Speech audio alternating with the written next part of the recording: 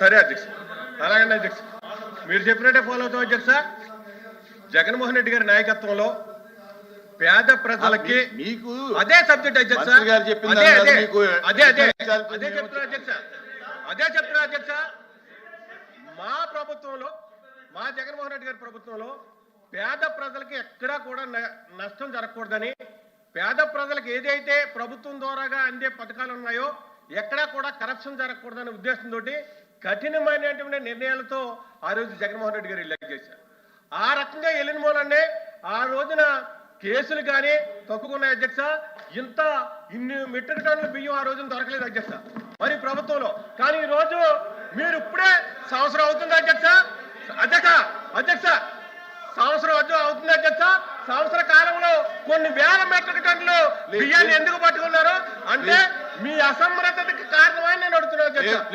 అలా కదా అధ్యక్ష, అధ్యక్ష ఒక సినిమా నో డిస్కషన్, కూర్చోండి. సినిమా డైలాగులు అవన్నీ కరెక్ట్ కదా, కూర్చోండి.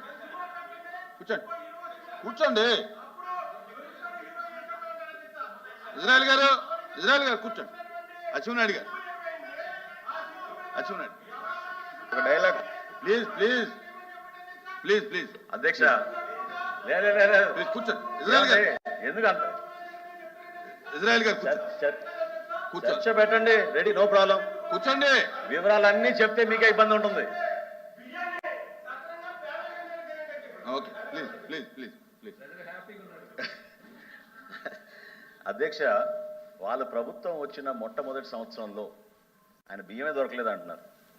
మొట్టమొదటి సంవత్సరంలో వాళ్ళ చిత్తశుద్ధి ఎంతవరకు ఉందో మీకు తెలియాలి అధ్యక్ష. మొట్టమొదటి సంవత్సరంలో వాళ్ళు స్వాధీనం చేసుకుంది కేవలం 51,000 మెట్రిక్ టన్నుల బియ్యం అధ్యక్ష. 51,000. మేము 5,65,000 మెట్రిక్ టన్నుల బియ్యం స్వాధీనం చేసుకున్నాం. ఏం మాట్లాడుతున్నారు మీరు? వాస్తవాలు తెలుసుకోండి. మీలో చిత్తశుద్ధి ఉంటే మీకు కనపడేది. చిత్తశుద్ధి లేదు కాబట్టి, పరిపాలనలో మీకు నిజాయితీ లేదు కాబట్టి మీరు చూసుకోలేకపోయారు. ఈ వాస్తవాలన్నీ కూడా మేము గమనించే వ్యవస్థలో మార్పులు తీసుకొచ్చాం. గౌరవ ముఖ్యమంత్రి గారు కూడా ఒక సిట్ వేశారు అధ్యక్ష.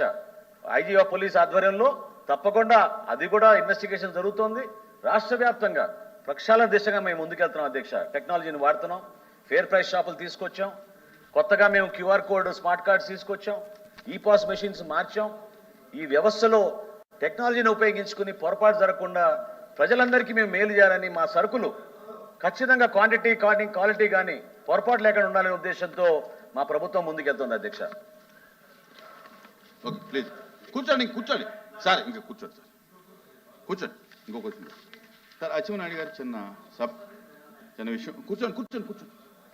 ఇప్పుడు కొవ్వూరు నియోజకవర్గం ఈస్ట్ గోదావరి, అక్కడ పెద్దెం అనేటటువంటి గ్రామంలో గేదెలు చనిపోతున్న ఆ విషయం మీ దృష్టిలో ఉంది. ఆల్రెడీ అవతల సభలో కూడా వచ్చింది, ఎమ్మెల్యే గారు ఏదో చేశారు.